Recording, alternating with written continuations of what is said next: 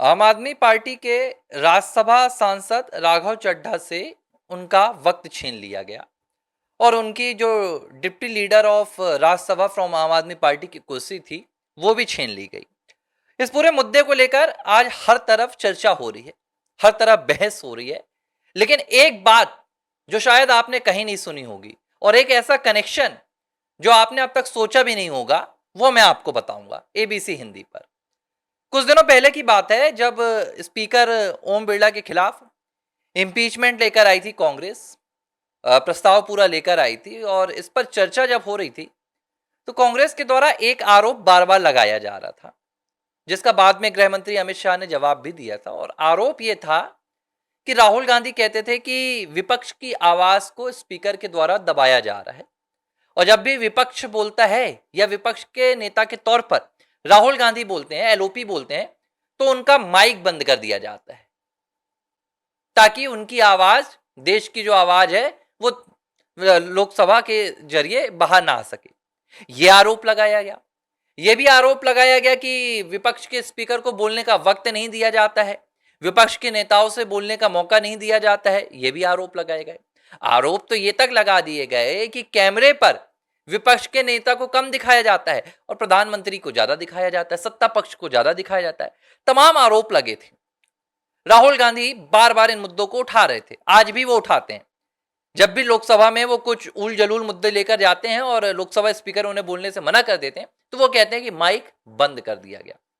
संसद के भीतर, संसद के बाहर, दोनों जगह उनका एक ही राग रहता है। लेकिन असल में जब एक विपक्षी दल ने एक विपक्षी सांसद का माइक बंद कर दिया, एक विपक्षी सांसद को बोलने से रोक दिया, तो संविधान के नाम पर और विपक्ष की आवाज के नाम पर डींगे हाँकने वाली कांग्रेस पार्टी और उनके नेता राहुल गांधी आज कहां चुप हैं?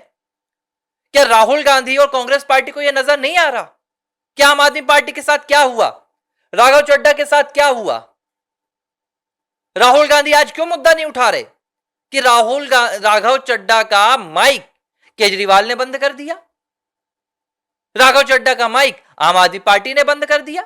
अभी कुछ दिन पहले की बात है, मैं आपको याद दिला रहा हूं, जब अरविंद केजरीवाल को शराब नीति घोटाले से बरी किया गया निचली अदालत के द्वारा, तो पवन खेड़ा का बयान आया और पवन खेड़ा ने तो बड़ी बेरुखी से कहा कि देखो ये इसलिए हो रहा है क्योंकि पंजाब में बीजेपी आम आदमी पार्टी को स्ट्रांग करना चाहती है कांग्रेस के खिलाफ। यह सीधा राजनीतिक आरोप लगा दिया गया। मतलब एक बात तो तय है कि आम आदमी पार्टी और कांग्रेस के बीच में फिलहाल राज्यों में कोई गठबंधन नहीं है, कोई इनके बीच में दोस्ती नहीं है। तो जब दोस्ती भी नहीं है तब भी राहुल गांधी क्यों चुप है? अब आपको इसकी वजह मैं बता रहा हूं। राहुल गांधी इसलिए चुप है क्योंकि राहुल गांधी और पूरा विपक्ष इस समय सिर्फ एक ही राग अपनाए हुए है कि हमें सत्ता पक्ष के खिलाफ बोलना है, हमें सरकार के खिलाफ बोलना है, इसके अलावा हमें कोई मुद्दा नहीं उठाना। और राघव चड्ढा क्या कर रहे थे? राघव चड्ढा आम आदमी की बात उठा रहे थे, राघव चड्ढा समोसों में बढ़ने वाले दाम की बात उठा रहे थे, राघव चड्ढा आपके इन्फ्लुएंसर्स के अकाउंट बंद हो रहे हैं इसकी बात उठा रहे थे, राघव चड्ढा जोमेटो के मुद्दे उठा रहे थे, राघव चड्ढा रिचार्ज के मुद्दे उठा रहे थे। अब स्वाति आपके आतिशी ने क्या कहा? आतिशी ने कहा कि ये मुद्दे तो इन्फ्लुएंसर के होते हैं, इन मुद्दों का जनता से कोई लेना देना नहीं। मैं आपसे पूछ रहा हूं, क्या आपका इन मुद्दों से लेना देना नहीं है कि आप एयरपोर्ट जाते हैं तो आप 250 रुपए का समोसा खरीदते हैं?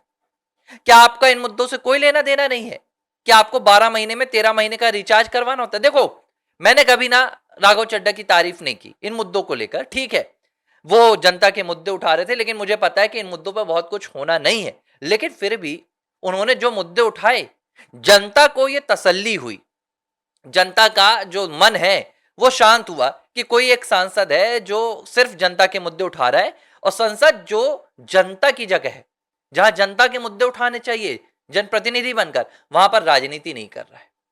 लेकिन आम आदमी पार्टी ये बिल्कुल पसंद नहीं कर पाई। केजरीवाल को लगा कि भैया कल को इनकी लोकप्रियता बढ़ गई तो ये सीधे आम आदमी पार्टी पर अपना दावा ठोक देंगे।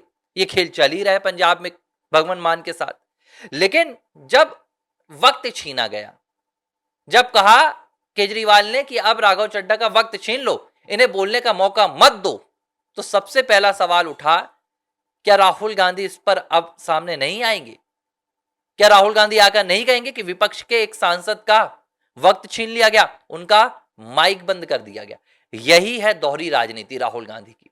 वैसे इस मुद्दे पर मैं राहुल गांधी को नहीं घसीटता, लेकिन इसलिए घसीट रहा हूं क्योंकि राहुल गांधी विपक्ष के नेता हैं, राहुल गांधी इंडिया अलायंस के नेता हैं।